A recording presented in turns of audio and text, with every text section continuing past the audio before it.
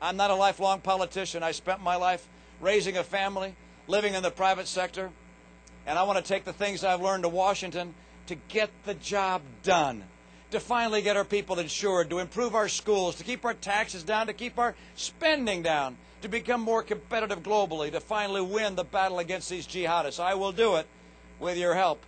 I was concerned that we had a lot of people in our state that didn't have health insurance, and that's not good for them, and it's not good for you. It's not good for them, of course, because if they get sick, they tend to go to the emergency room to get care, and that's expensive, and it comes at a time when their condition has become acute. Been better if they'd have gotten preventative care.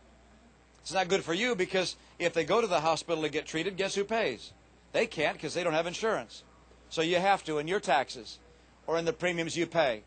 And so I said, let's find a way to help these folks get insurance, but I don't want the government to take over health care. I don't want the guys who ran the Katrina cleanup running my health care. Let's instead find a way to get everybody private, market-based insurance.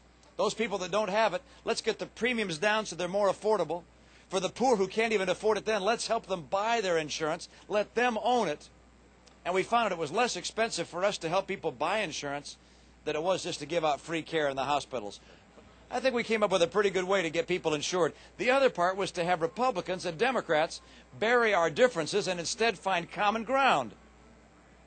And when I came up with a plan that I wanted to pursue, guess who the first person was that I went and talked to about it?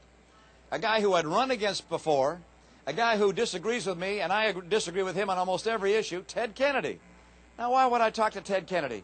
Because if we're going to get something done, you got to find people on both sides of the aisle who love America, who nonetheless disagree on a lot of issues, but can find common ground to help our citizens. And I got a lot of young people here, so I'm going to take an occasion just to talk about one thing for a moment that can strengthen our families. And that is, before you think about having kids, plan on getting married. It's a huge advantage to have a mom and a dad associated with the development of a child.